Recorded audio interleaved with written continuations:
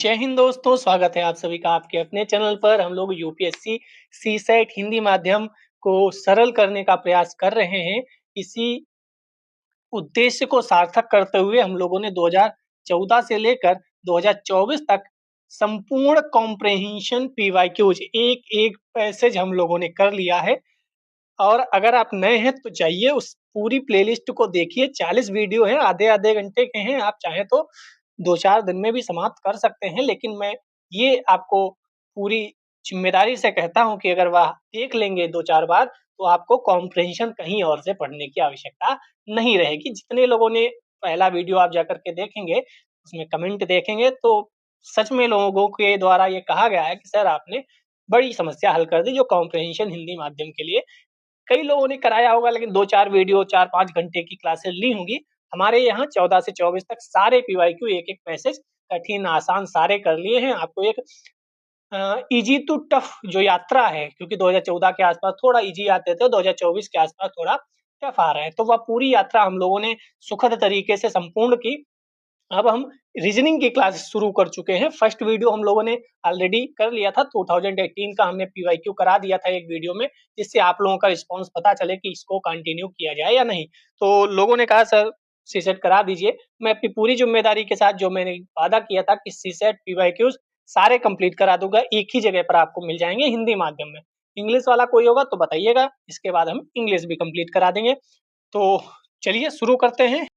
2019 का पीवाईक्यू करना है, 2018 का ऑलरेडी हो चुका है। इसी के साथ हम लोग जीएस 1 में history, geography, polity, economy, environment, ecology सबके पीवाईक्यू कर चुके हैं, वह भी आप देख सकते हैं।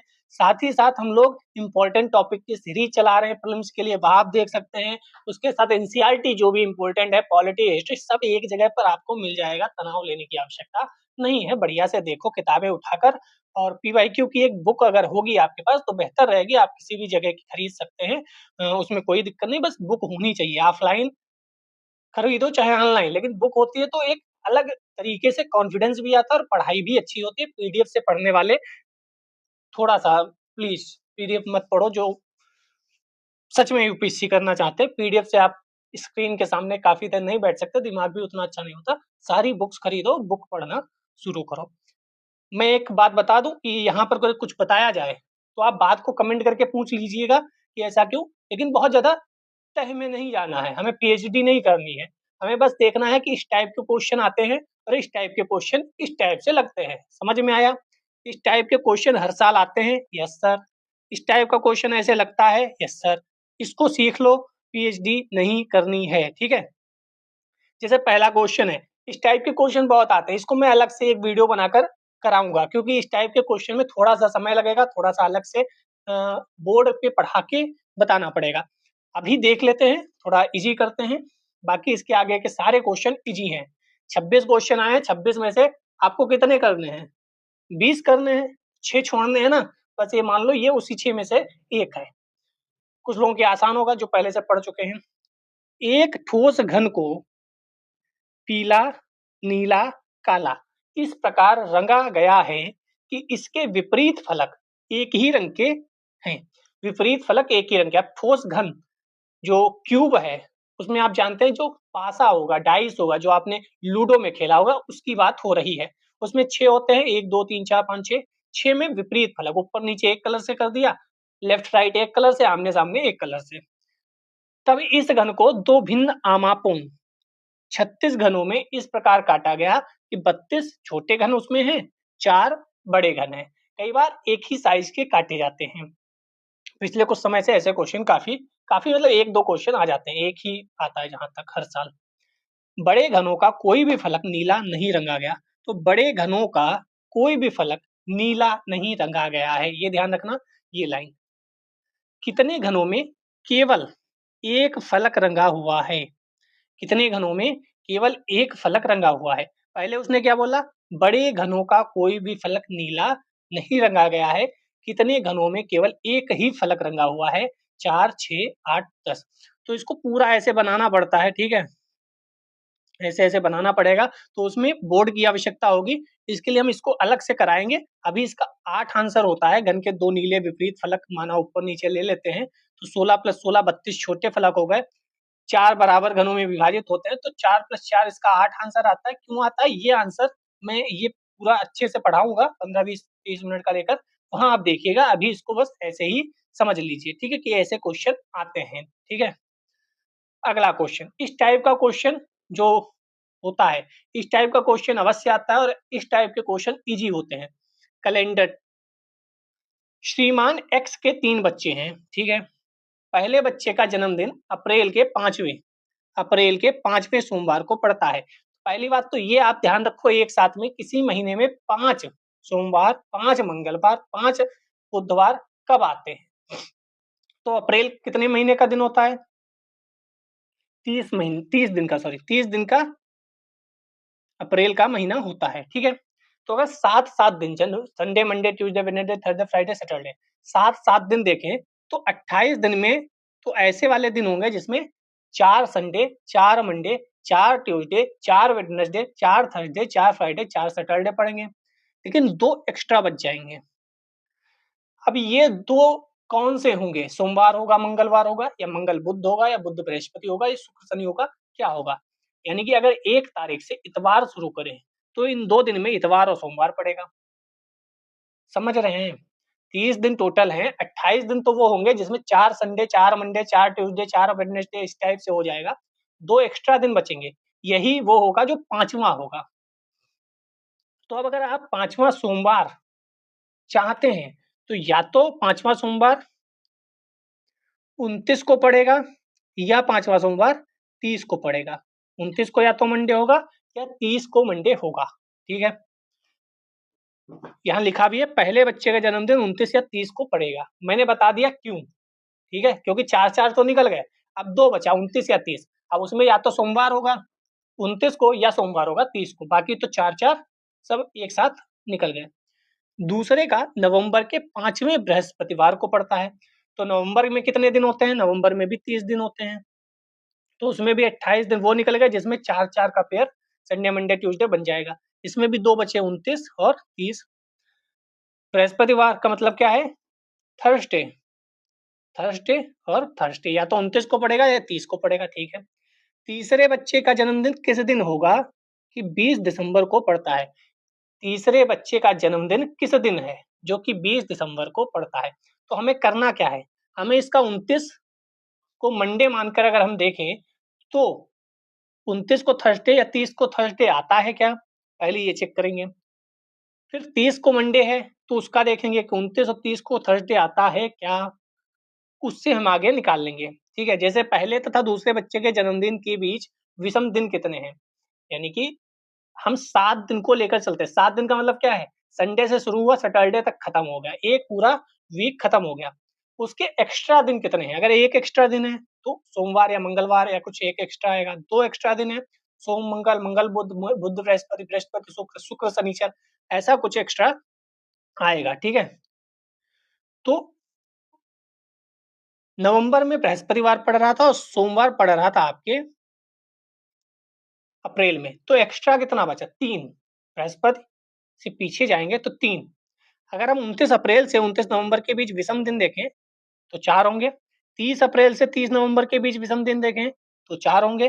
29 अप्रैल 30 नवंबर के बीच देखें तो 5 होंगे। लेकिन जब हम 30 अप्रैल और 29 नवंबर को देखते हैं तो विषम दिन 3 ही आते हैं। इसका मतलब कौन सा सही है? 30 अप्रैल वाला सही है और 29 नवंबर वाला पेयर सही है। तो 30 अप्रैल को आपका पड़ा सोमवार और 29 नवंबर को पड़ा बृहस्पतिवार। तो 29 नवंबर से और 20 दिसंबर के बीच कितने दिन हैं? तो आप काउंट कर लो, और काउंट करोगे तो 7 से अगर डिवाइड हो गया तो इसका मतलब 0, तो वही दिन पड़ेगा जो दिन 29 नवंबर को पड़ रहा था। चाहे तो काउंट करके देख लो, 29 नवंबर के बाद 30 और उधर 20, एक दिन दिसंबर का, सॉरी नवंबर का, और 20 दिन दिसंबर के, तो टोटल कितना होता है? 21। 21 को 7 से डिवाइड करो, 7 तियां 21, पूरा पूरा काउंट, पूरा पूरा डिवाइड हो गया, रिमाइंडर आया 0। जब रिमाइंडर 0 आता है तो वही दिन होता है जो उस दिन हुआ था। कैलेंडर भी एक बड़ा टॉपिक है, इसमें लगभग 2 घंटे लगते हैं। अगर आप कहेंगे तो मैं पढ़ा दूंगा, ठीक है। तो कैलेंडर एक इम्पोर्टेंट टॉपिक है। कैलेंडर है, क्लॉक है, सिलोजिज्म है, यहाँ से क्वेश्चन 100% आते ही हैं। तो ये टॉपिक आपको कंप्लीट कर लेना चाहिए। मैथ से बढ़िया है रीजनिंग अच्छे से कंप्लीट कर लो। 26 में से आप 20 रीजनिंग के आराम से कर सकते हो, आराम से, कितना भी कमजोर क्यों ना हो, अगर आप ताकत लगाओगे तो हो जाएंगे। और उधर 27 में आप 15-18 उसके कर लो, क्या कहते हैं, कॉम्प्रिहेंशन के, कुछ मैथ भी पढ़ लो। ऐसा नहीं है मैथ नहीं पढ़ो, क्योंकि रीजनिंग कई बार बहुत कम दे दिए क्वेश्चन तो क्या करोगे, ये कॉम्प्रिहेंशन के कम को दे दिए तो क्या करोगे, रिस्क नहीं लेना है। ये वाला क्वेश्चन बहुत आसान होता है, थोड़ा सा करने का प्रयास करते हैं, जो कहेगा वही करेंगे। निम्नलिखित कथनों और निष्कर्षों पर विचार कीजिए। कथन है कुछ चूहे बिल्ली हैं, तो मान लेते हैं ये चूहे हैं, कुछ चूहे बिल्ली हैं, यानी कि केट है। यहाँ पर आपको दिख गया कि कुछ चूहे जो है वह बिल्ली हैं, ठीक है, यहाँ पे बीच में। फिर कहा है कुछ बिल्लियां कुत्ते हैं, कुछ बिल्लियां कुत्ते यानी कि डॉग है, तो ये मान लिया डॉग है, ठीक है। कोई भी कुत्ता गाय नहीं है, कोई भी डॉग जो है वह गाय नहीं है, तो यहाँ पे लिख देते हैं। लेकिन ध्यान से देखिएगा, इसने बोला कुछ चूहे बिल्लियां हैं, कुछ चूहे बिल्लियां हैं, ठीक है, कुछ बिल्लियां कुत्ते हैं, कुछ बिल्लियां कुत्ते हैं, तो ऐसा भी तो हो सकता है ये वाले, ये जो केट हैं ये भी डॉग हो सकते हैं। कुछ बिल्लियां कुत्ते हैं, कुछ बिल्लियां, ये बिल्लियां भी तो हैं, ये वाली बिल्लियां भी तो हैं, ये जो गैप बीच में बना हुआ है ये भी तो बिल्लियां हैं, तो ये भी तो डॉग हो सकती हैं। कोई भी कुत्ता गाय नहीं है, कुत्ता जो है वह गाय नहीं है, लेकिन जो कैट हैं वह तो गाय हो सकती हैं, जो चूहे हैं वह तो गाय हो सकते हैं। समझ में आया। तो क्वेश्चन पूछा है कोई भी गाय बिल्ली नहीं है, कोई भी गाय, यहाँ पे गाय है, यहाँ पे काऊ गाय है, कोई भी गाय बिल्ली नहीं है, तो गाय अलग है बिल्ली अलग है, कोई भी गाय बिल्ली नहीं है। लेकिन उसने क्या बोला था, उसने बोला था कोई भी कुत्ता गाय नहीं है, उसने ये नहीं बोला कि कोई भी गाय बिल्ली नहीं है, उसने क्या बोला, कोई भी कुत्ता गाय नहीं है, तो ये वाला स्टेटमेंट हो जाएगा गलत, क्योंकि उसने बोला कोई भी कुत्ता गाय नहीं है, जो डॉग है वह काऊ नहीं है, लेकिन उसने ये थोड़ी बोला काऊ जो है वह कैट है कि नहीं, बिल्ली और गाय में कुछ है कि नहीं, कोई भी गाय बिल्ली नहीं है, ऐसा नहीं है। कोई भी कुत्ता चूहा नहीं है, कोई भी कुत्ता चूहा नहीं, मैंने बोला ये जो पार्ट है बीच का, ये वाला, यहाँ कैट भी है और यही हो सकता है डॉग भी हो, ठीक है, तो ये भी गलत है। कुछ बिल्लियां चूहे हैं, तो मैंने बोला कि डॉग जो है वो गाय नहीं है, डॉग और गाय में रिलेशन नहीं है, लेकिन यहाँ रिलेशन तो बन सकता है, कुछ बिल्लियां चूहे हो सकते हैं, तो आंसर इसका क्या होगा, आंसर इसका होगा केवल 3। कुछ चूहे बिल्लियां हैं, कुछ बिल्लियां कुत्ते हैं। अब ये वाली बिल्लियां जो हैं यहाँ पर, ये भी तो कुत्ते हो सकती हैं, ये भी तो कुत्ते हो सकती हैं, डॉग। कोई भी कुत्ता गाय नहीं है, कोई भी कुत्ता गाय नहीं है, कोई कुत्ता गाय नहीं है, लेकिन ये दोनों तो गाय हो सकती हैं, रेट और काऊ तो गाय हो सकती है, कुत्ता गाय नहीं है, कुत्ता का गाय से कोई रिलेशन नहीं है, तो कोई भी गाय बिल्ली नहीं है, यहाँ पे दिख रहा है गाय बिल्ली हो सकती हैं, तो ये गलत स्टेटमेंट है। कोई भी कुत्ता चूहा नहीं है, कुत्ता चूहा यहाँ पे दिख रहा है, तो ये भी गलत स्टेटमेंट है। कुछ बिल्लियां चूहे हैं, कुछ बिल्लियां चूहे यहाँ पे दिख रही हैं, तो इस टाइप से आप इसको बनाएंगे, ये बहुत आसान है, ठीक है, यहाँ पे आंसर सही हो गया। चार समांतर रेखाओं के एक समुच्चय से, जो कि चार समांतर रेखाओं के एक अन्य समुच्चय से प्रतिच्छेदी है। अब ये परमुटेशन कॉम्बिनेशन का क्वेश्चन है, ठीक है। अब इसमें ये होता है कि मान लो चार समांतर रेखाओं के समुच्चय से, चार समांतर रेखाएं जैसे यहाँ पे आपको फिगर दिख रहा है, ठीक है, चार समांतर रेखाएं 1 2 3 4 बना दी। फिर बोला है चार समांतर रेखाओं प्रतिच्छेदी है, 1 2 3 4, ये चार ऐसे बना दी, ठीक है। पूछा है कितने समांतर चतुर्भुजों की संख्या है। तो अब आप बताओ, समांतर चतुर्भुज बनाएंगे तो ऐसे कितनी लाइन चाहिए, दो चाहिए, जबकि यहाँ नीचे कितनी है, चार है, ऐसे वाली चार है, तो चार में से कितनी चाहिए, दो, तो ये कॉम्बिनेशन लगता है 4C2, यही लगाया होगा, हाँ 4C2। ऐसे ही अब हम ये बड़ी वाली कितनी है, चार, लेकिन चाहिए कितनी, दो ऐसी चाहिए, दो ऐसी चाहिए, तो चार में से दो हम लोगों ने ले ली वर्टिकली वाली, और चार में से दो कौन सी चाहिए, ठीक है, ऐसी चार रेखाएं थी, इनमें से हमें दो चाहिए, तो हमने ये बना लिया 4C2। ऐसी चार रेखाएं थी, इसमें से भी कोई दो लेनी है, तो 4C2, क्योंकि दो पड़ी दो खड़ी रेखाओं से हमें मिलता है समांतर चतुर्भुज या कोई भी चतुर्भुज, ठीक है। तो इन दोनों की मल्टीप्लाई कराएंगे तो आएगा आंसर 36। ये आता कैसे है, तो इसका फार्मूला होता है ए सी आर, ए सी आर का मतलब ए फैक्टोरियल, ऊपर वाले का फैक्टोरियल, नीचे वाले का फैक्टोरियल, और फिर नीचे वाले, ऊपर वाले से नीचे वाले को माइनस करके फैक्टोरियल। ये मैथ का है, इस समय 11th में है, पहले ये 10th में हुआ करता था जब हम लोग पढ़ते थे। इसके लिए आपको पढ़ना पड़ेगा, आप कहेंगे तो पढ़ा दिया जाएगा। तो 4c2 है, तो ऊपर 4 फैक्टोरियल, नीचे 2 फैक्टोरियल और 4 माइनस 2 का फैक्टोरियल। इसको ओपन कैसे करते हैं? तो 4 को पीछे ले जाते हैं, 4 3 2 1, ठीक है। और इसको 2 को क्या लिखेंगे? पीछे तक ले जाएंगे, 2 इंटू 1। इस 4 माइनस 2 को 2 लिखेंगे, और 2 का फैक्टोरियल 2 माइनस 1, तो 2 से 2 गया, 2 2 जा 4 और 3 2 जा 6। ये इस तरह की कहानी आपने पढ़ी होगी अगर आपने सीसेट पढ़ा है तो, ठीक है। तो इस टाइप के क्वेश्चन इजी होते हैं और ज़्यादा टफ नहीं होते। एक बार तो परमुटेशन कॉम्बिनेशन से काफ़ी क्वेश्चन आ गए थे। तो इसका आंसर होगा 36, डी वाला आंसर सही होगा। इसको पढ़ाने के लिए बहुत मेहनत लगती है सीसेट को, ठीक है, तभी कोई यूट्यूब पर सही से पढ़ाता नहीं है।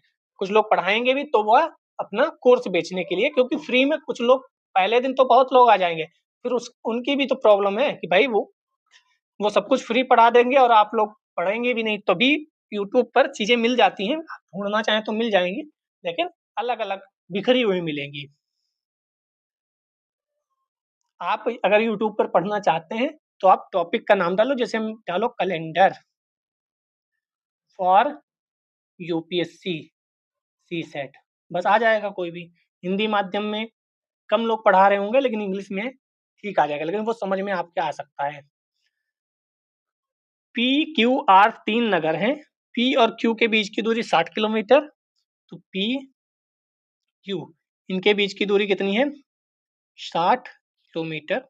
जबकि पी और आर के बीच की दूरी 80 किलोमीटर। तो आप दो कंडीशन बना सकते हो, एक तो पी से आर इधर ले सकते हो, तो ये 80 किलोमीटर हो गई। लेकिन ऐसे क्वेश्चन में ये सही से नहीं होता है, बल्कि क्या सही होता है? सही होता है यहाँ से यहाँ आर मानो। अब पी से आर की दूरी कितनी है? 80 किलोमीटर, तो 60 तो पहले ही हो गई, ये कितनी होगी? 20 किलोमीटर। तो अब देखो पी से आर कितना हो गया? 80 किलोमीटर हो गया। यहाँ पे ये ध्यान रखने वाली बात होती है। ये भी क्वेश्चन कई बार ऐसे टाइप के आए हैं, तभी याद होना चाहिए। अब ये क्वेश्चन दोबारा आएगा तो आपका गलत नहीं होगा, क्योंकि आप पी आर इधर नहीं मानोगे, बल्कि आपको पता है कि पी आर उधर भी माना जा सकता है।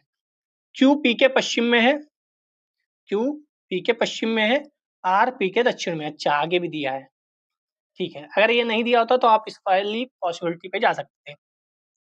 क्यू जो है पी के पश्चिम में है, पी के पश्चिम में हो गया। आर पी के दक्षिण में, आर पी के दक्षिण में, आर नीचे है, ठीक है। तो पी और आर के बीच की दूरी 80 किलोमीटर थी, और क्यू के बीच की दूरी 60 किलोमीटर थी।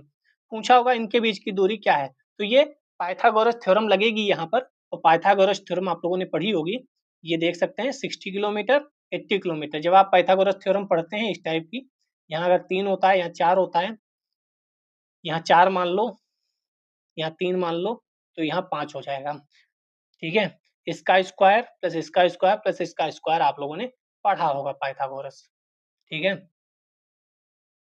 ये 8 है, ये 6 है, तो ये 10 होता है। ये पाइथागोरस ट्रिपलेट भी होते हैं, ठीक है, पहले आप लोगों ने पढ़ा होगा। इसमें 90 के सामने वाला का स्क्वायर किया जाता है, यानी 10 का स्क्वायर, और फिर इन दोनों को ऐड कर दिया जाता है स्क्वायर को, 8 स्क्वायर प्लस 6 स्क्वायर। तो 8 अठाई 64, 6 36, 36 और 64 100, और 100 का अंडर रूट 10 होता है, ठीक है।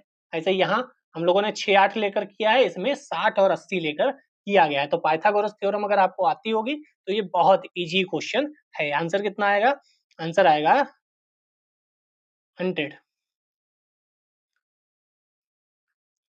ठीक है। तो ये पाइथागोरस थ्योरम है, बहुत इजी है और इसमें कुछ नहीं है। इस टाइप के भी क्वेश्चन एक आध आ जाते हैं, ठीक है। ध्यान से देखिएगा इसको, इसमें कुछ है नहीं, इसमें बस आपको थोड़ी प्रैक्टिस कर लेनी है, दिमाग बहुत ज्यादा लगता नहीं है, बहुत ज्यादा फार्मूले की आवश्यकता नहीं होती है। इसको देखिएगा, किसी विद्यालय में 60% विद्यार्थी क्रिकेट खेलते हैं, ठीक है, मान लेते हैं सी क्रिकेट कितने खेलते हैं? 60%। जो विद्यार्थी क्रिकेट नहीं खेलता वह फुटबॉल खेलता है, यानी कि फुटबॉल कितने खेलते होंगे? बचे हुए 40%। हर फुटबॉल खिलाड़ी के पास एक दो पहिया वाहन है, हर फुटबॉल खिलाड़ी के पास दो पहिया वाहन है, यानी इसके पास बाइक मान लेते हैं। इन 40% के पास बाइक भी है। इसने क्या बोला? हर फुटबॉल खिलाड़ी के पास एक दो पहिया वाहन है, क्रिकेट वाले के पास है कि नहीं इसने नहीं बताया है, ठीक है। उपयुक्त आंकड़ों से निम्नलिखित में से कौन से निष्कर्ष नहीं निकाले जा सकते? नहीं पे फोकस करिएगा, ध्यान रखिएगा। 60% विद्यार्थियों के पास 2 पहिया वाहन नहीं है। क्या ये निष्कर्ष निकाला जा सकता है? नहीं, क्योंकि उसने बताया ही नहीं कि क्रिकेट वालों के पास 2 पहिया वाहन है या नहीं है, ठीक है। उसने क्या बोला? फुटबॉल जो 40% खेल रहे हैं, उनके पास 2 पहिया वाहन है। लेकिन उसने ये नहीं बताया कि 60% विद्यार्थियों के पास 2 पहिया वाहन है या नहीं, तो ये निष्कर्ष नहीं निकाला जा सकता। निष्कर्ष वही निकाला जाएगा जो 100% सही होगा। किसी भी क्रिकेट खिलाड़ी के पास 2 पहिया वाहन नहीं है, ये भी निष्कर्ष नहीं निकाला जा सकता क्योंकि उसने बताया ही नहीं है कि नहीं है। क्रिकेट खिलाड़ी फुटबॉल नहीं खेलते हैं। उसने क्या बोला? किसी विद्यालय में 60% विद्यार्थी क्रिकेट खेलते हैं, जो विद्यार्थी क्रिकेट नहीं खेलता वह फुटबॉल खेलता है। हर फुटबॉल खिलाड़ी के पास 2 पहिया वाहन है। उपयुक्त आंकड़ों से निम्नलिखित में से कौन से निष्कर्ष नहीं निकाले जा सकते? क्रिकेट खिलाड़ी फुटबॉल नहीं खेलते हैं क्योंकि उसने बोला किसी विद्यालय में 60% विद्यार्थी खेलते हैं और जो विद्यार्थी क्रिकेट नहीं खेलता वह फुटबॉल खेलता है। उसने क्या बोला? जो विद्यार्थी क्रिकेट नहीं खेलता, वह फुटबॉल खेलता है, जबकि यहाँ क्या लिखा? क्रिकेट खिलाड़ी फुटबॉल नहीं खेलते हैं।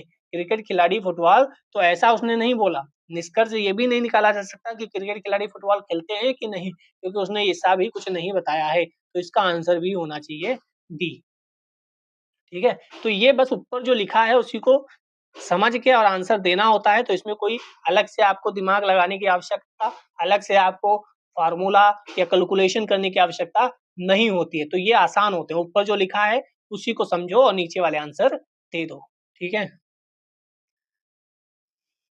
ये भी एक बढ़िया क्वेश्चन है, ठीक है।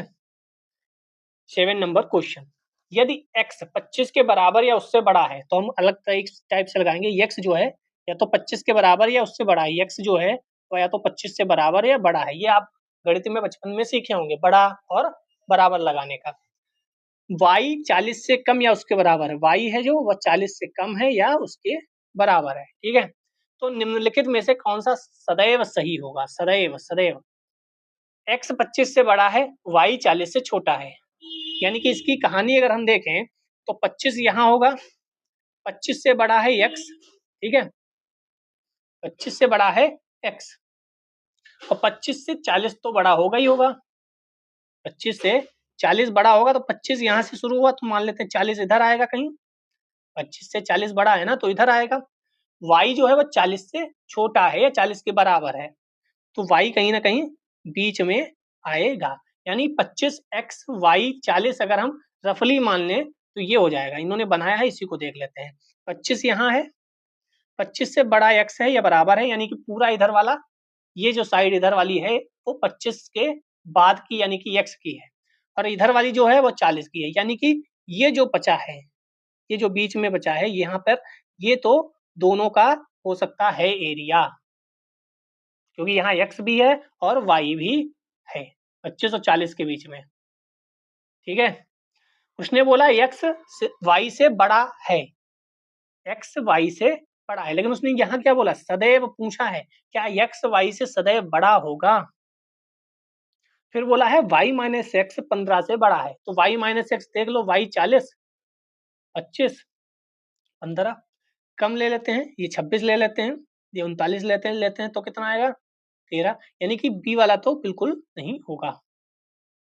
सी वाला y माइनस एक्स 15 से छोटा या बराबर, तो y कोई भी वैल्यू ले लो। अगर हम 39 ले लें y की वैल्यू और x की वैल्यू 24 ले लें तो क्या आएगा आंसर? 9 से 4 गया, 5 4 9 और 3 से 2 गया 1, 15 आ रहा है। इसको 38 ले लेते हैं और इसकी वैल्यू 24 ही रखें, तो 8 से 4 गया 4, 3 से 2 गया 1, 38 ले लें, 25 ले लें तो 5 3 8, 3 से 2 गया 1, यानी कि सी वाला आंसर जो है वह सेटिस्फाई हो रहा है। हम y की मैक्सिमम वैल्यू और x की मिनिमम वैल्यू लेकर देख लेते हैं कि 15 या उससे ज्यादा तो नहीं आ रहा। 15 या उससे ज्यादा नहीं आ रहा तो इसका मतलब है 15 से छोटा। यहाँ पर उन्होंने करके भी देखा है। y माइनस एक्स मैक्सिमम ले लो और y maximum minus x minimum, वो भी फार्मूला लगा सकते हो, लेकिन मैंने जैसे किया वैल्यू लेकर वो ज्यादा सही है। क्वेश्चन में वैल्यू पुट करो, देख लो। अब यहाँ y प्लस एक्स 65 से बड़ा या उसके बराबर, 40 25 कितना होता है? 65 आ रहा है, ठीक है, 65 आ रहा है, तो एक एक कम ले लो, 39 ले लो, 24 ले लो, तो देख लो कितना आ रहा है, 63 आ रहा है, जबकि यहाँ क्या बोल रहा है 65 से बड़ा या उसके बराबर आएगा। तो आप ऐसे 2-3 वैल्यू लेकर भी चेक कर सकते हो कि ये कौन सा ऑप्शन सही होगा।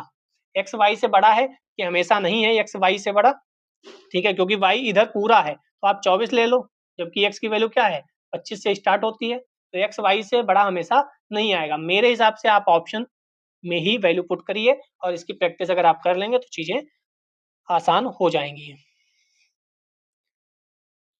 क्वेश्चन नंबर 8, ये भी बहुत आसान क्वेश्चन है। यदि बी से आगे, बी समेत अंग्रेजी वर्णमाला का प्रत्येक एकांत अक्षर छोटे अक्षरों में, एकांतर मतलब एक के अंतर के बाद, यानी बी अगर हम छोटा लिखेंगे, सी बड़ा, डी छोटा, ई बड़ा, एफ छोटा, जी बड़ा, एच छोटा, आई बड़ा, जे छोटा, के बड़ा, ऐसे पूरा लिखेंगे तो कौन सा सही है। तो पहले तो जे देखो, जे बड़ा आ रहा है कि छोटा, तो हमें जे बड़ा छोटा मिला, तो एक ऑप्शन कट हो गया। फिर यू देखो, यू बड़ा आ रहा है कि छोटा, यू बड़ा आ रहा है, यू तीनों में बड़ा है। एल देखो, जे के एल, एल छोटा आ रहा है, तो एल बड़ा कहाँ है, यहाँ है, हटाओ इसे। वाई बड़ा आ रहा है, छोटा, वाई बड़ा आ रहा है, तो इसका डी आंसर सही हो जाएगा। तो आराम से ऐसे लिखो और पैनिक नहीं होना। वहां आप पैनिक होते हो क्योंकि प्रैक्टिस नहीं होती। आप इतनी प्रैक्टिस कर लो कि इस टाइप के क्वेश्चन जितने भी आए, अभी 26 आए हैं और आप 6 छोड़ दो तब भी 20 कर सकते हो कि नहीं कर सकते हो, कि इसमें कितना टाइम लग रहा है। मेरे 26 क्वेश्चन 26 मिनट भी नहीं लेते। ये क्वेश्चन 30 सेकंड का है, अगर आप प्रैक्टिस करोगे तो। प्रैक्टिस करो बस। इस टाइप का क्वेश्चन लगभग हमेशा आता है। अब देखो कितना आसान है। अनुक्रम 1157 357 ये कुछ लिखा हुआ है। पूछा क्या है, पूछा है कितने 5 ऐसे हैं जिनके ठीक पहले 3 नहीं है और ठीक बाद 7 है। ऐसे 5 ढूंढने हैं जिसके पहले 3 नहीं आता है, कोई और संख्या आती है और बाद को 7 आता है। तो पहले तो 5 ढूंढो, कहाँ है, ये है, ये है, ये है। अब ऐसे 5 ढूंढो जिसके बाद को 7 है, तो तीनों जगह है। ऐसा 5 ढूंढो जिसके पहले 3 नहीं है। यहाँ हमें 5 से पहले 3 दिख गया, यहाँ 5 से पहले 3 दिख गया, लेकिन यहाँ पे हमें 5 से पहले 3 नहीं दिखा। आंसर कितना होगा, 1 होगा। समझ में आया कि नहीं आया। कह रहा है कितने 5 हैं जिनके ठीक पहले 3 नहीं है और बाद में 7 है। तो हम ऐसा 5 ढूंढेंगे पहले जो है, उसमें 5 ढूंढ लिए, हाँ है। अब उसके बाद 7 है, हाँ सब में है। 3 है, हाँ 2 में है, तो 2 में काट दो, एक आंसर आ गया। आप देखो, आपको समस्या पता क्या है, अब 9 क्वेश्चन हम लगा चुके हैं। आपको उन 2 क्वेश्चन पे दिमाग फंसा होगा, सर वो समझ में नहीं आए। अरे बबुआ, 9 में से 2 समझ में नहीं आए, 7 तो समझ में आए। रेशियो आप समझ रहे हो, 26 में मैं 20 ही बता रहा हूँ, 6 आपको नहीं समझने हैं, 6 नहीं समझने हैं। आप 26 कर लेना, फिर बताना कि सर कितने नहीं समझ में आए। 6 नहीं समझ में आएंगे, 7 नहीं, 15 भी कर लोगे तो 15 यहाँ से 15 कॉम्प्रिहेंशन से 30 हो गए। कॉम्प्रिहेंशन एक बार देखो जाके, वहां कतई दिमाग नहीं लगाना होता है, कुछ रटना नहीं, बस प्रैक्टिस। स्पीड मायने रखती है और नहीं कुछ मायने रखता है। और मैथ के भी ऐसे नंबर ऑफ सिस्टम वाले 4-5 टॉपिक पढ़ लो, ठीक है। एवरेज प्रॉफिट वाला 1-2 टॉपिक पढ़ लो आसान वाले, प्रोबेबिलिटी वाला 1-2 पढ़ लो, बस हो गए। ये देखो बहुत आसान क्वेश्चन आता है। किसी संयुक्त परिवार में 7 सदस्य हैं, ठीक है, 7 सदस्य हैं जिनमें 3 महिलाएं हैं, 3 महिलाएं हैं। जी विधवा है, डी के पिता एफ की साली है और डी के पिता एफ की साली है। डी के पिता है, एफ की साली है। अब देखो यही इंग्लिश हिंदी का है, इंग्लिश लिखा होगा उसका हिंदी ट्रांसलेट कर दिया। जिनमें 3 महिलाएं हैं, जी विधवा है और डी के पिता एफ की,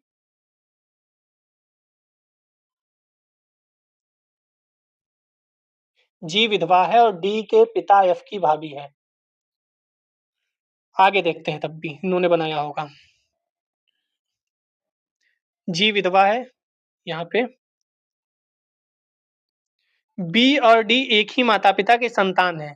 बी और डी जो है, बी और डी एक ही माता पिता की संतान है, तो ठीक है।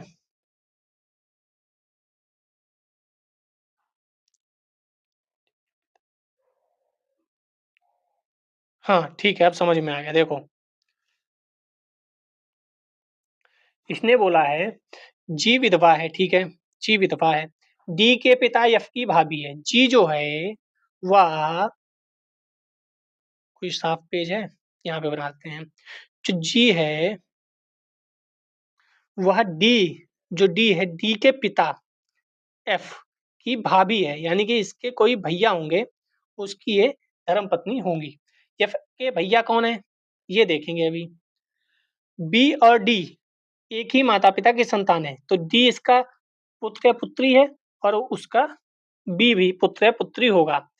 और ए बी की पुत्री है, ए जो है बी की पुत्री है, ए जो है यहाँ बी की पुत्री है, ठीक है। सी जो है सी बी का रिश्ते में चचेरा फुफेरा ममेरा भाई या बहन है, यानी कि सी यहाँ पे आएगा, क्योंकि वो बी का भाई या बहन है, वो ममेरा फुफेरा कोई भी हो लेकिन भाई है, यानी कि यहाँ पर आएगा, ठीक है। बचा ई, ई का मतलब यहाँ पे जो स्लॉट खाली है वहां पे ई होगा। ई जो है वह एफ की वाइफ होगी, ई जो है एफ की वाइफ होगी, क्योंकि तीन महिलाएं हैं, तीन महिलाएं हैं, तो एक यहाँ पे ए हो गया, ठीक है। ए एक पुत्री हो गई, जी वो विधवा हो गई, तो एक ई जो है ना वो यहाँ पर और एक लेडीज यानी कि महिला होगी, तो पत्नी एफ की पत्नी सही है। ए की दादी ए बिल्कुल नीचे है, वो बिल्कुल ऊपर है, ये भी सही है। सी की चाची मामी ये भी बिल्कुल सही है, तो आंसर होगा 1 2 3, ठीक है, 1 2 3। एक बार आपको यहाँ भी सीख कर बता देते हैं। उसने बोला जी जो है वो विधवा है, डी डी के पिता की भाभी, ठीक है, यानी कि एफ के कोई भाई होंगे, उनकी वाइफ होंगी। फिर उसने बोला बी और डी एक ही माता पिता की संतान है, तो बी और डी यहाँ पर है, एक ही माता पिता की संतान होगी, यानी कि एफ की। ए बी की पुत्री है, तो ए जो है वो बी की पुत्री हो गई, ठीक है। सी बी का रिश्ते में चचेरा ममेरा फुफेरा यहाँ पे भाई या बहन है, ये बता दिया, ठीक है। फिर बोला ई कौन है, तो ये स्लॉट खाली बचा था, और उसने बोला तीन महिलाएं हैं, तो एक तो महिला यहाँ हो गई, एक विधवा वाली हो गई, तो बचा क्या, यही जो ई है वो ई महिला ही होगी, और इसीलिए यहाँ पे पत्नी दादी बुआ, इसका मतलब है कि ई ही यहाँ पर भरा जाएगा, ठीक है। अब तीन महिलाएं हो गई, तो बाकी ये जो बचे वो कौन है, पुरुष हैं। अब देखो फिर से क्वेश्चन वैसे ही है जैसा पहला क्वेश्चन हम लोग ने दिया किया था। किसी घन के प्रत्येक फलक को काले या सफेद रंग से रंगा जा सकता है, ठीक है। घन आप बनाते हैं तो आप,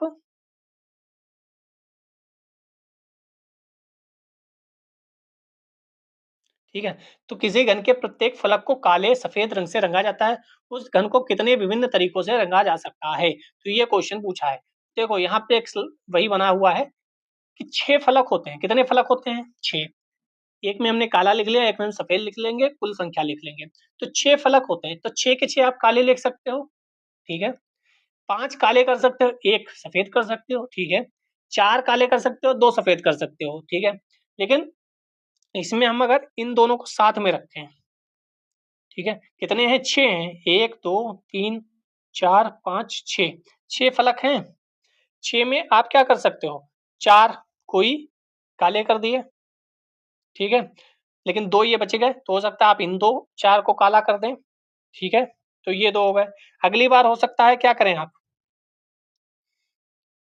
अगली बार इन 3 को काला कर दें, हो सकता है ये 3 काले भी कर सकते हैं, तो 2 ये हो गए। अगली बार आप क्या करो, इन 2 को काला कर दो,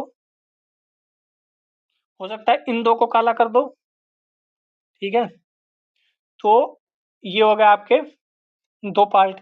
हो सकता है आप सिर्फ एक को काला करो, तो ये हो गया आपका 1 पार्ट। तो ऐसे जब आप काउंट करोगे तो आपकी ये टोटल संख्या जो आएगी वो आएगी 10, यानी कि 10 तरीके से। ये भी 11th क्लास की जो मैथ है उसमें दिया गया है, हालांकि 10th तक मैथ आती है, अब पता नहीं किस बुक में ये 10th में दिया गया होगा, ठीक है। 12 नंबर ये बहुत आसान होता है, थोड़ा दिमाग से करिएगा हो जाएगा। देखो इसका अर्थ है, डॉलर का अर्थ है विभाजित करना, डिवाइड करना, ठीक है। एट द रेट का अर्थ है गुणित करना, यानी कि गुणा करना। हज का अर्थ है घटाया जाना, ठीक है। तो इसमें बताओ, तो कुछ नहीं करना है, 10, ये जो साइन बना है बीच में, इसकी जगह पे क्या है माइनस लगाना है, ठीक है। 5 इसकी जगह पे क्या है गुणा लगाना है, ठीक है।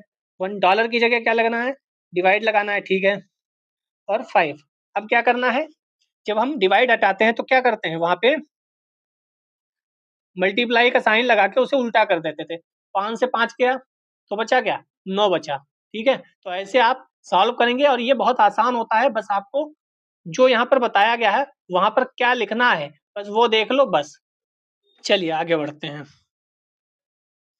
यहाँ पे कुछ दिया गया है, इसके बाद कुछ क्वेश्चन होंगे, पैसेज वाला ये भी है। 6 विद्यार्थी हैं, A B C D E F कई परीक्षाओं में बैठे, या तो सी का या एफ का प्राप्तांक अधिकतम है। या तो सी का या एफ का प्राप्तांक अधिकतम है। जब भी सी का प्राप्तांक अधिकतम होता है, ई का प्राप्तांक न्यूनतम होता है, यानी सी का अधिकतम होगा तो यू का न्यूनतम होगा। जब भी एफ का प्राप्तांक अधिकतम होता है, बी का प्राप्तांक न्यूनतम होता है। तो इनका जो सी ई का और एफ बी का चल रहा है न्यूनतम और अधिकतम। सभी परीक्षाओं में उन्हें अलग अलग अंक प्राप्त होते हैं। डी का प्राप्तांक ए के प्राप्तांक से अधिक है। डी का प्राप्तांक ए के प्राप्तांक से अधिक है, लेकिन वे निकट प्रतिस्पर्धी हैं, यानी कि पड़ोस में है बिल्कुल। 59 एक का है तो एक का 60 होगा, 58 होगा, ऐसा कुछ। ए का प्राप्तांक बी के प्राप्तांक से अधिक है, इसका बी से अधिक है, ठीक है। सी का प्राप्तांक ए के प्राप्तांक से अधिक है, तो सी का प्राप्तांक ए के प्राप्तांक से अधिक है। अब सी या तो स्टार्टिंग में हो सकता है या डी के बाद हो सकता है। तो दो पॉसिबिलिटीज बन सकती हैं। एक तो पॉसिबिलिटी बन सकती है सी डी ए बी, क्योंकि ए से अधिक ऐसे भी हो सकता है। दूसरा हो सकता है डी सी ए बी। ये दो पॉसिबिलिटीज हमने बना ली, ठीक है। उसने क्या बोला? उसने बोला सी का प्राप्तांक अधिकतम होता है तो ई का न्यूनतम होता है, एफ का अधिकतम होता है तो बी का न्यूनतम होता है। तो सी का अगर आप अधिकतम देखेंगे, यहाँ पर सी को अधिकतम रखेंगे तो न्यूनतम किसका होगा? इधर लास्ट में ई आएगा। और डी को अगर आप एफ को अधिकतम रखेंगे तो यानी कि एफ यहाँ आएगा। ठीक है, हमने बना लिया, आपको समझ में आ गया होगा। जो उसने बोला उस हिसाब से हमने दो लाइंस बना ली, ठीक है। यहाँ पे यदि एफ योग्यता क्रम में दूसरे स्थान पर आता है, एफ योग्यता क्रम में दूसरे स्थान पर आता है तो बी का स्थान क्या है? एफ अगर दूसरे स्थान पर आता है तो इसका मतलब एफ स्टार्टिंग में नहीं आएगा। दूसरे स्थान का मतलब यहाँ पर आएगा। यहाँ तो 1 2 3 4 5, पांचवा है क्या? पांचवा है, ठीक है। क्योंकि पहले वाले में आपको एफ नहीं दिख रहा होगा, क्योंकि उसमें एफ कहाँ आएगा ये नहीं पता है। दूसरे वाले में आपको ई नहीं दिख रहा होगा, क्योंकि इसमें ई कहाँ आएगा पता नहीं है। तो वो जो बताएगा वह हम कर लेंगे। यहाँ इन्होंने सी डी ए बी बनाया है, जैसे हम लोगों ने बनाया था, C F D A B बना दिया। बी का प्राप्तांक न्यूनतम है तो सी का स्थान, बी का प्राप्तांक आप दूसरे वाले में देखेंगे न्यूनतम है तो सी का स्थान स्टार्टिंग से तीसरा है। स्टार्टिंग से तीसरा है, ठीक है। दूसरा या तीसरा। अच्छा हाँ, यहाँ पे ई कहाँ आएगा ये पता नहीं है, ठीक है। ई कहाँ आएगा इसलिए पता नहीं है, तो चौथा नहीं होगा, दूसरा नहीं होगा, दूसरा या तीसरा होगा, ठीक है। दूसरा या तीसरा होगा,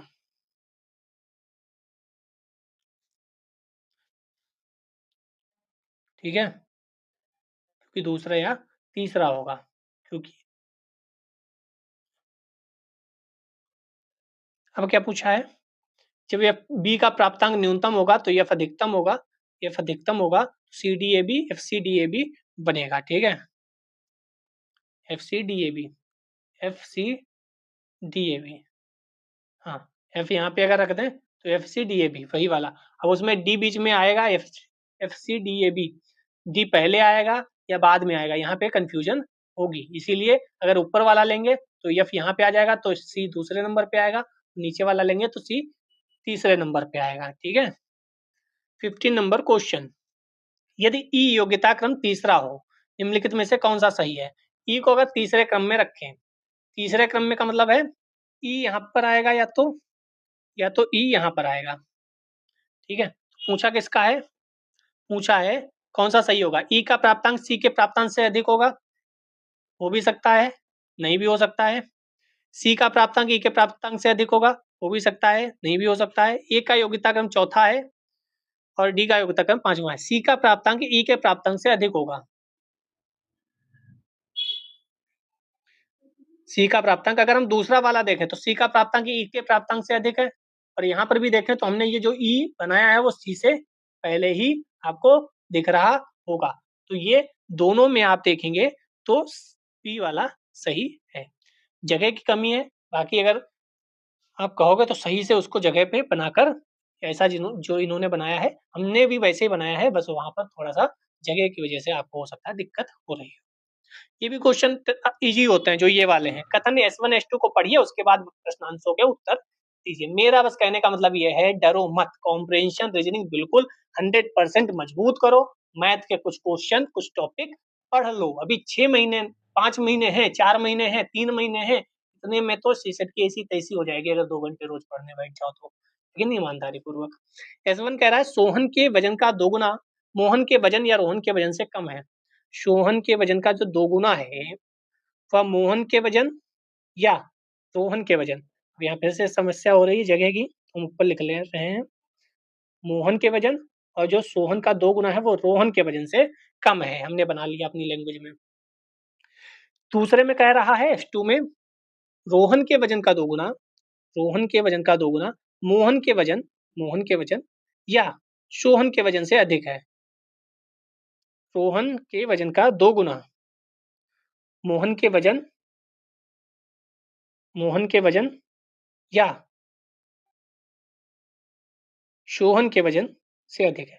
ऊपर वाले में क्या बोला था? सोहन के वजन का 2 गुना मोहन के वजन कम है, यहाँ पे कम बोला था, थोड़ा सा ध्यान दीजिएगा, ऊपर वाले में कम बोला था। ठीक है, अब हम देखते हैं निम्नलिखित कथनों में कौन सा सही है। मोहन का वजन अधिकतम है, नहीं, यहाँ पे तो मोहन का वजन वो कह रहा है कम है 2R से। अभी हम कंफर्म नहीं बता सकते। सोहन का वजन अधिकतम है, सोहन, सोहन यहाँ पे कम दिख रहा है, यहाँ पर भी हम कंफर्म नहीं बता सकते।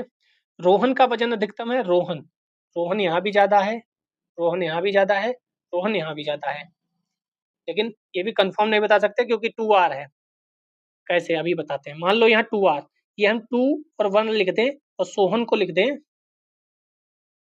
1.5, तो अगर रोहन का वजन देखें तो 1 है और सोहन का वजन देखें तो 1.5 है, जबकि टोटल ये वाला देखें तो ये वाला तो फुलफिल कर रहा है। ठीक है, तो रोहन का वजन अधिकतम है, ये भी नहीं। किसका वजन अधिकतम है या निर्धारित नहीं किया जा सकता, क्योंकि आप ऊपर देखेंगे पूरा ये इसका 2 गुना, वो उसका 2 गुना, कहीं पे मोहन अधिक है, कहीं पे मोहन कम है, कहीं पे सोहन कम है, कहीं पे सोहन का 2 गुना कम है, तो ये कंफर्म नहीं बताया जा सकता। जो मैंने बनाया है वही इन्होंने यहाँ पर बनाया है। ठीक है, 17 देखते हैं। निम्नलिखित में से कौन सा सही है? मोहन का वजन न्यूनतम है, क्या बताया जा सकता है? मोहन का वजन न्यूनतम है। यहाँ पर अगर हम R को ले लें 3, तो ये 3 2 जा 6 बनेगा। मोहन को 4 ले लें, R यहाँ पे 3 होगा, जबकि यम मोहन 4 होगा, तो मोहन का वजन न्यूनतम नहीं हो सकता। डबल जो लिखा, डबल जो लगा दिया वो परेशानी कर रहा है। जैसे ये मान लो, तो ऐसे लग रहा है कि रोहन का तो ज्यादा है ना, ज्यादा, लेकिन अगर हम रोहन की बात करें तो 1 हो सकता है ना, 4 हो सकता है ना, लेकिन यहाँ पर अगर हम 7 लिख दें तो 4 तो कम है रोहन का वजन, लेकिन जब आप टोटल करोगे तो वो 7 से ज्यादा होगा। उम्मीद करता हूँ समझ में आया होगा। सोहन का वजन न्यूनतम है, ये भी नहीं बता सकते। रोहन का वजन न्यूनतम है, यहाँ भी रोहन का वजन न्यूनतम है, किसका वजन न्यूनतम है निर्धारित नहीं किया जा सकता। बी वाला आंसर दे रहे हैं, चेक करते हैं। सोहन का वजन न्यूनतम है, सोहन का वजन, इसको हमने चेक नहीं किया इसीलिए ये गलत हो गया। सोहन का वजन न्यूनतम है, तो सोहन का वजन न्यूनतम है, सोहन का वजन न्यूनतम है।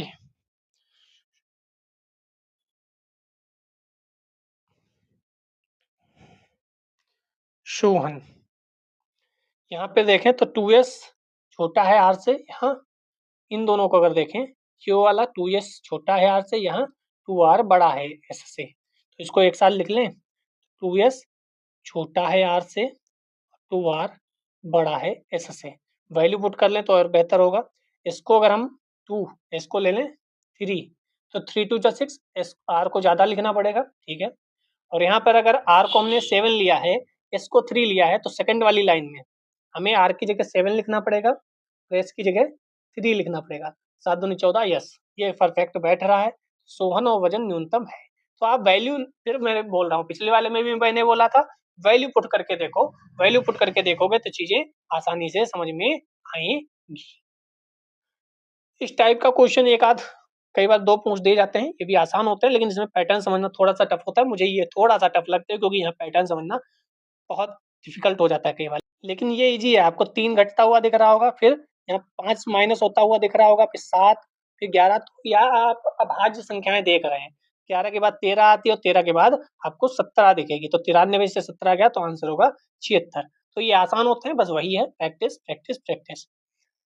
क्लॉक पर भी एक आध क्वेश्चन आ ही जाते हैं, कोई दीवार घड़ी, और इस टाइप का क्वेश्चन आने की प्रोबेबिलिटी बढ़ गई है कि 10 मिनट लेट है, 4 मिनट पहले है, तो आसान होते हैं। एक बार समझ लो, ये आसान से समझ में आ जाएगा। कोई दीवार घड़ी प्रत्येक 24 घंटे में 10 मिनट तेज चलती है, यानी कि 24 घंटे में कितना मिनट होते हैं, कोई बताएगा?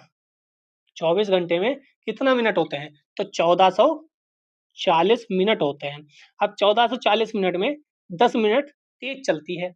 ये कैलकुलेशन अगर आपने कर ली तो चीजें आसान हो जाएंगी। इस घड़ी को सोमवार को पूर्वाह्न 8 बजे सही समय दिखाने के लिए सही किया गया। सोमवार को 8 बजे सही कर दिया गया घड़ी को, ठीक है। अब यह घड़ी बुधवार को 6 बजे का समय दिखाती है। तो अब हम ये देखेंगे टोटल समय इसके बीच में कितना उसने ट्रेवल किया।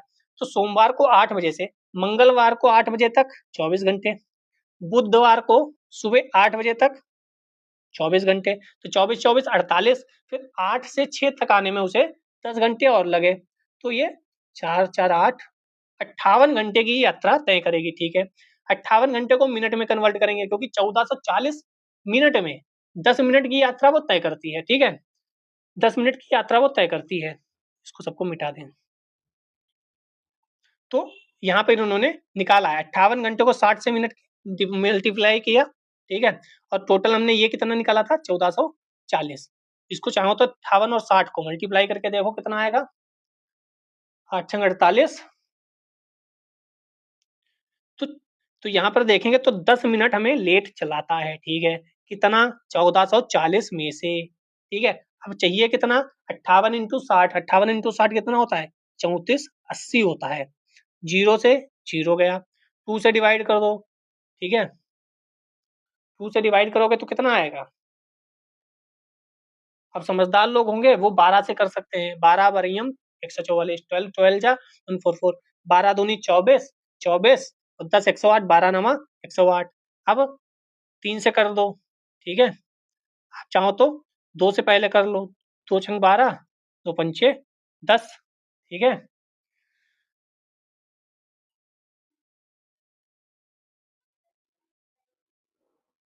तो ये 24 के आसपास आंसर आएगा, यानी कि 24 मिनट लेट हो जाएगी, ठीक है। और हम और आसान बता दें तो और आसान देख सुनो, क्योंकि एग्जैक्ट नहीं निकालना है तो आसान और बता दें। 24 घंटे में यानी एक दिन में 10 मिनट लेट होती है। हो गई सर, एक एक दिन में 10 मिनट लेट, ठीक है। ये पूछ रहा है सोमवार से बुधवार तक जाना है, तो सोमवार यानी कि मंगल बुध, तो 2 दिन प्लस 10 घंटे, 2 दिन 10 घंटे की कहानी चल रही है। तो 2 दिन का मतलब वो 20 मिनट लेट हो जाएगी, ठीक है, क्योंकि एक दिन में 10 मिनट लेट होती है। अब ये 10 घंटे में कितना लेट होगी? तो जब 24 घंटे में 10 मिनट लेट होती है, तो 10 घंटे में कितना लेट होगी? तो इसको देख लो, 24 को अगर हम 4-4 कर दें, 4-4-2, यानी कि 10 घंटे में 4 मिनट, 10 घंटे में 4 मिनट, 5 घंटे में 2 मिनट, यानी 25 घंटे में 10 मिनट अगर कर लें, तो यहाँ 10 है, यानी कि ये वाला उठा लो, 8 मिनट और लेट होगी, यानी कि नहीं, 10 10 ही तो उठाना है, 10 ही तो उठाना है, 10 का मतलब ये 4 मिनट और लेट होगी। तो लगभग 24 मिनट, क्योंकि 24 घंटे को आप 25 घंटा मान सकते हो, क्योंकि एग्जैक्ट नहीं बताना है। तो इस टाइप से भी वो करते हैं ना कि 25 रुपए की 10 चॉकलेट मिलेंगी, तो 10 रुपए की कितनी मिलेंगी? तो आप देख सकते हो 10 रुपए की 4 मिलेंगी। ऐसे ही यहाँ पे 25 घंटे में 10 मिनट, 25 क्यों ले रहे हो? क्योंकि पॉइंट में आसानी रहेगी, या एग्जैक्ट पॉइंट में नहीं निकालना आपको, 24 ही दिया है। तो 6 बज के कितना आएगा? 6 बज के 24 मिनट नहीं, तेज चल रही है, यानी कि वो तेज बढ़ गई है, 24 माइनस करना पड़ेगा, 5:36 आएगा। तो ये वाले आसान होते हैं, लेकिन वही है प्रैक्टिस। 20 नंबर 4, 196, 16, इस टाइप के भी क्वेश्चन आसान होते हैं, बस पैटर्न समझना है। 4 हमें पता है, स्क्वायर लिखा है 2 का, ठीक है। 16 हमें 4 का स्क्वायर दिख रहा है, 36 हमें 6 का स्क्वायर दिख रहा है, 64 हमें 8 का स्क्वायर दिख रहा है, ठीक है। 196 हमें किसका स्क्वायर दिख रहा है? 14 का स्क्वायर। 144 12 का स्क्वायर। 100 हमें 10 का स्क्वायर दिख रहा है। तो इसका मतलब यहाँ पे ऐड हो रहे हैं दो दो, 2 4 6 8, लेकिन दूसरे वाले में माइनस हो रहे हैं, 14 का स्क्वायर, फिर 12 का स्क्वायर, फिर 10 का स्क्वायर। 10 के बाद किस क्या आएगा? 8 आएगा, यानी कि x की जगह पर 8 का स्क्वायर यानी कि 64 लिखा होगा, 64 लिखा होगा। ठीक है, यहाँ पे इन्होंने बताया भी है, पहले वाले में 2 का स्क्वायर ऐड होता जा रहा है, 2 4 6 8 का स्क्वायर। दूसरे वाले में आप देखेंगे तो 2 का माइनस होता जा रहा है, यानी कि 14 का, फिर 12 का, फिर 10 का, तो अब आएगा 8 का स्क्वायर। पैटर्न समझने की बात होती है। इस टाइप के भी क्वेश्चन पूछे जा रहे हैं, इसको भी ध्यान से देखना। किसी समूह में 15 व्यक्ति हैं, टोटल कितने हैं 15, जिनमें से 7 फ्रेंच बोलते हैं। तो ऐसे बना लिया करो, ये फ्रेंच हैं, ठीक है, और ये दूसरे वाले मान लो, थोड़ा बड़ा कर लेते हैं, दोनों को बड़ा कर लेते हैं। ठीक है, 7 फ्रेंच पढ़ सकते हैं, ये मान लो फ्रेंच हैं, तो फ्रेंच कितने पढ़ सकते हैं 7। ये इंग्लिश मान लो, इंग्लिश कितने पढ़ सकते हैं, उसने बोला 8, जबकि 3 इन दोनों भाषाओं में से कोई भी भाषा नहीं पढ़ सकते, तो दोनों पढ़ने वाले मान लेते हैं यक्स। दोनों पढ़ने वाले कितने हैं, 7 हैं जो टोटल फ्रेंच पढ़ते हैं, तो केवल फ्रेंच कितने पढ़ेंगे, तो 7 माइनस एक्स। 7 माइनस एक्स क्यों किया, क्योंकि 7 जो फ्रेंच पढ़ रहे थे वो इंग्लिश पढ़ रहे थे या नहीं ये नहीं बताया गया है। तो हम ऐसे हमेशा लेते हैं कि जो बीच में आता है वो मान लेते हैं कुछ ऐसे हैं जो दोनों पढ़ते होंगे यक्स। केवल कौन से हैं, 7 माइनस एक्स। ऐसे इंग्लिश केवल पढ़ने वाले 8 माइनस एक्स। ठीक है, तो हम आपको यहाँ पे समझा दें। इन्होंने यहाँ पे लिखा है ये 7 का मतलब है फ्रेंच वाले, ये 8 का मतलब है इंग्लिश वाले। लेकिन इसने ये नहीं बोला केवल फ्रेंच कितने पढ़ते हैं, इसने बोला फ्रेंच भी पढ़ते हैं 7 और 8 अंग्रेजी पढ़ सकते हैं, लेकिन दोनों कितने पढ़ते हैं, दोनों भी तो होंगे। तो मान लिया यक्स हैं जो दोनों पढ़ते हैं, फ्रेंच और इंग्लिश, तो केवल फ्रेंच कितने पढ़ेंगे, 7 में से दोनों पढ़ने वाले निकाल दो, केवल फ्रेंच आ गया। 8 में से केवल दोनों पढ़ने वाले निकाल दो, तो केवल इंग्लिश आ गया। ठीक है, उसने बोला 3 इन दोनों भाषाओं में से कोई भाषा नहीं पढ़ते, 15 में से 3 तो यही माइनस हो गए, 12 लोग ही हैं जो इस व्यवस्था में हैं पढ़ने की। कितने व्यक्ति एक भाषा पढ़ सकते हैं, एक भाषा का मतलब 7 माइनस एक्स और 8 माइनस एक्स निकालना है। तो 12 लोग पढ़ने वाले हैं, 7 minus x plus x plus 8 minus x, ये पढ़ने वाले हैं, और टोटल 12। ठीक है, तो एक्स से एक्स गया, 7 और 8 15, 15 उधर जाएगा, तो ये 3 आंसर आ जाएगा। ठीक है, 3 आंसर आ जाएगा। हमने 12 टोटल लिया, इन्होंने 15 लिया, क्यों, क्योंकि इन्होंने वो भी 3 जोड़ दिए जो एक भी सब्जेक्ट नहीं पढ़ते हैं। 12 3 15 अपने आप हो जाएगा, इतना तो आप समझते होंगे। तो एक्स की वैल्यू 3 आई। अब बोला है केवल केवल एक सब्जेक्ट पढ़ने वाले, तो 7 माइनस एक्स और 8 माइनस एक्स ये दो जो थे वो केवल एक सब्जेक्ट पढ़ते थे, यानी कि 7 माइनस 3 बराबर 4 और 8 माइनस 3 बराबर 5। 5 और 9 लोग ऐसे हैं जो केवल एक सब्जेक्ट पढ़ते हैं। ये भी चैप्टर बहुत पूछा जाता है, 22 नंबर क्वेश्चन। कोई मुद्रक किसी पृष्ठ पुस्तक में पृष्ठों पर 1 से प्रारंभ तक, तो ये रट लो पहली बात तो, क्योंकि ऐसे क्वेश्चन आएंगे तो ये रट लो। 1 से 9 पेज तक प्रयुक्त अंकों की संख्या कितनी होगी, 1 से 9, 1 2 3 4 5 6 7 8 9, 9 ही तो होंगे। 10 से शुरू हो जाएंगे डबल डिजिट, तो यहाँ पर अगर आप देखेंगे तो 10 संख्या में 2 डिजिट है, 1 है 0 है, 11 में 1 है 1 है, 12 में 1 है 2 है, तो ये 2 डिजिट संख्या हो जाती है, यानी कि टोटल 90 होते हैं लेकिन 2 डिजिट होते हैं, इसलिए 180 हो जाता है। समझ में आया कि नहीं आया। यहाँ से 10 से 99 तक 2 डिजिट संख्या चलती है, तो आप 10 जब लिखते हो तो 2 डिजिट लिखते हो, एक 1 लिखते हो एक 0 लिखते हो, ऐसे 21 लिखते हो तो 2 डिजिट लिखते हो, 2 और 1। तो संख्याएं अगर देखें तो 2 2 काउंट हो रही हैं, 2 2 2 2, और 99 से 10 तक टोटल संख्या आप 90 लिखते हो, लेकिन उसमें संख्याएं कितनी होती है, एक 9 एक 0, ऐसे आप गिनोगे तो टोटल 180 आती हैं। ऐसे जब आप 3 डिजिट में जाते हो, 3 डिजिट में मतलब एक संख्या में आप 3 लिखते हो, 1 लिखा 0 लिखा 0 लिखा, तो ऐसे ये भी कितनी होती है, ये होती है 900। टोटल इसकी संख्या कितनी होगी 27। उसने कहाँ तक पहुंचाया है, 3089 तक। ठीक है, 3089 तक। तो इन तीनों को ऐड करें तो ये अलग अलग याद कर लो। पहले तो 1 से 9 तक कितने होते हैं 9, 10 से 99 तक 180, 100 से 999 तक 2700, यानी 1 से 999 तक अगर हम बात करें तो 2889 संख्या होती है, जबकि वहां 3089 है। तो बचे कितने 200। अब 200 को हम 4 वाले में डिवाइड करेंगे, क्योंकि अब 4 डिजिट चलने शुरू हो जाएंगे ना, 1000, 1001, 1002, 1003, 1004, तो 50 डिजिट और चाहिए। 50 डिजिट का मतलब है 200 डिजिट, 200 डिजिट का मतलब है 50 और आगे जाएंगे, लेकिन 50 और आगे में 1000 ऐड होगा, 1000 से 50 आगे का मतलब है 1000 से 1000 1049 तक जाएंगे। 1049 तक जाएंगे, क्योंकि 1000 भी तो काउंट करोगे, तो 1049 तक संख्याएं हैं। आसान है ये भी, अगर आप चाहो तो पढ़ सकते हो। ये इस टाइप का भी एक क्वेश्चन आता है, जो मैं कह रहा हूँ इस टाइप का एक क्वेश्चन आ रहा है, कि न्यू आप देखेंगे तो हर साल लगभग ऐसा क्वेश्चन पूछे जा रहे हैं। ये सी डैश ए सी सी ए कुछ डबल डिजिट हमें दिख रही हैं। सी सी डबल दिख रहा है, ए डबल दिख रहा है, ए डबल दिख रहा है। तो अगर हम ये देखें कि सी ए फिल करके देखें तो ए सी, ठीक है, सी ए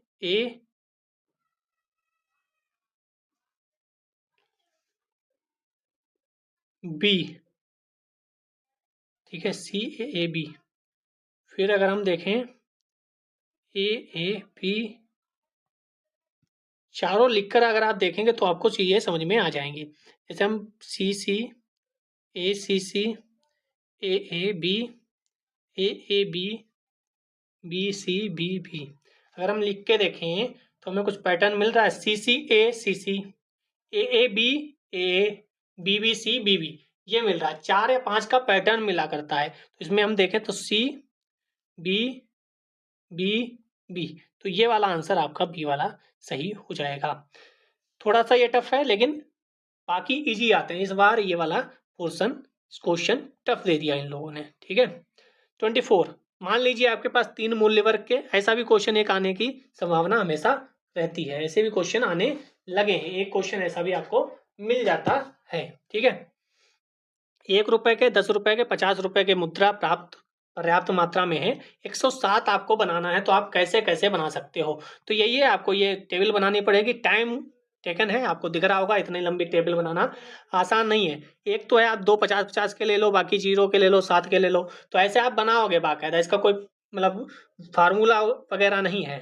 फिर आप 1 50 का ले सकते हो, बाकी 1 के ले सकते हो, 1 50 का, 1 10 का। तो ये टफ है थोड़ा सा, ठीक है, लेकिन एक क्वेश्चन ऐसा आने की संभावना रहती है। 18 होते हैं, 18 टाइप से आप बना सकते हो, लेकिन टाइम टेकन है, मत बनाओ। अब ऐसे में ही कोई किसी को लगता है आसान है, आसान तो है लेकिन टाइम टेकन। इसको अगर करने लग गया तो 10 मिनट इसी में चले गए। अब इतने में तो 3 पैसेज हो जाते, 4-5 पैसेज हो जाते, ठीक है। तो यही समस्या होती है कि ऐसे क्वेश्चन आने लगे हैं कि आसान है लेकिन टाइम टेकन, स्टार्टिंग में पता नहीं लगता। तो प्रैक्टिस इतनी करो, क्वेश्चन देख के पता चल जाए कि टाइम टेकन है कि नहीं। ए अपने घर से प्रारंभ कर पूर्व की ओर, तो पूर्व ऊपर होता है, ईस्ट नहीं, क्या ही कह रहा हूं, कोई बात नहीं, यहाँ पे बना लेते हैं। नॉर्थ ऊपर होता है, साउथ इधर होता है, ईस्ट इधर है, वेस्ट इधर है, ठीक है।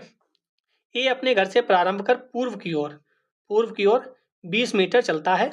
जहां उसका मित्र बी उससे मिला, वे दोनों उसी दिशा में 10 मीटर साथ साथ चले, उसी दिशा में 10 मीटर और चले, ठीक है। तब ए बाईं ओर मुड़ गया, जबकि बी दाहिनी ओर मुड़ गया। ए बाईं ओर, इधर से चलेगा तो बाईं ओर किधर पड़ेगा, उधर पड़ेगा। ए इधर मुड़ गया, 2 मीटर चला, और बी दाहिनी और मुड़ गया और 8 मीटर चला, ठीक है।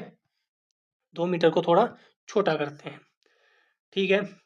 फिर बी बाईं ओर मुड़ गया, बी का बायां इधर होगा, 4 मीटर चलेगा। इसके बाद अपनी दाहिनी ओर 5 मीटर चलकर, फिर अपने दाहिनी ओर इधर 5 मीटर चलकर अपने कार्यालय पहुंच गया। ए दाहिनी ओर मुड़ गया, ए यहां से दाहिनी ओर मुड़ेगा, ए दाहिनी ओर मुड़कर 12 मीटर चला, अपने कार्यालय पहुंच गया। तो अगर हम इसको सही से बनाएं तो ये यहां से हमें देखना है, पूछा क्या है, दोनों कार्यालयों के बीच न्यूनतम दूरी। तो इधर वाला हमें यहां से देखना है, यहां से, ठीक है, क्योंकि बाकी तो वो सेम ही चल रहे हैं, उससे कोई मतलब नहीं है। ये 2 मीटर ऊपर गया और फिर 12 मीटर इधर गया। इसका देखें तो ये 8 मीटर, 4 मीटर, 5 मीटर, 8 4 12 5 15 मीटर नीचे गया है। तो 15 और 2 17, 17 और 12, यानी कि ये दूरी जो है वह 17 मीटर हो रही है, और ये दूरी जो है वो 12 मीटर हो रही है। तो इनके बीच की डिस्टेंस अगर देखेंगे तो भाई 17 12 5 वाला आंसर होगा। 5 मीटर आ रहा है, यही बनाया इन्होंने। 2 मीटर ऊपर गया, 8 मीटर आया। अच्छा, 4 मीटर इस टाइप से था, सॉरी 4 मीटर इधर था, तो ये 4 मीटर, 12 मीटर माइनस करेंगे तो ये जो होगा ये 8 मीटर बचेगा। और ये देखें तो 5 2 7, ये 7 मीटर होगा, ना कि 5 8 2 10 5 15, सॉरी 15 मीटर होगा यहाँ पे, 15 मीटर। अब देखो ये भी आपको समझ में आ रहा होगा कि जगह की वजह से वहाँ क्वेश्चन थोड़े से गलत हो जाते हैं, ठीक है? जगह की वजह से भी गलत हो जाते हैं। ये 12 मीटर चला, लेकिन 4 मीटर इधर निकाल दें तो ये टोटल कितना हुआ? ये हुआ 8 मीटर, और ये टोटल कितना हुआ? ऊपर से नीचे 8 2 10 5 15 मीटर, और 15 और 8 17, 15 का स्क्वायर प्लस 8 का स्क्वायर, ठीक है? तो आंसर आता है 17 का स्क्वायर। तो आसान है, बस जिधर मुड़ रहा है उधर मुड़ाते रहो, आराम से बन जाएगा, लेकिन वही है जगह की प्रॉब्लम। फिर से कैलेंडर आ गया। किस वर्ष का कैलेंडर ठीक वैसा ही है जैसा 2009 का है? अगर ये आप चेक करो कि 7 से डिवाइड करके, सॉरी 4 से डिवाइड करके कितना आता है? 1 आता है। 1 अगर आता है तो ये हर 6 वर्ष बाद रिपीट होता है। 6 जोड़ेंगे 9 में तो आंसर आएगा 2015। ये जो तो कराया है इन्होंने वो सब उतना आसान नहीं है। सीधे आप जोड़ो, इसको डिवाइड करो 4 से, 1 रिमाइंडर आया तो 6 ऐड कर दो, 9 6 15, 15 आ जाएगा। कोशिश पूरी की, जगह कम होने की वजह से, और सीसेट थोड़ा सा है ही, रीजनिंग में समझाना ज़्यादा होता है, तो प्रयास पूरा किया। अगर आप साथ देंगे तो इससे और बेहतर होता जाएगा, क्योंकि दूसरी क्लास है, पहली क्लास में थोड़ा ईजी था तो और बेहतर तरीके से चीज़ें समझ में आई थी।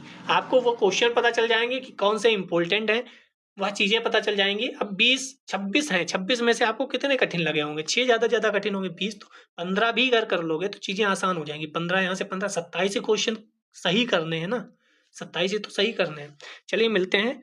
जय हिंद, जय भारत।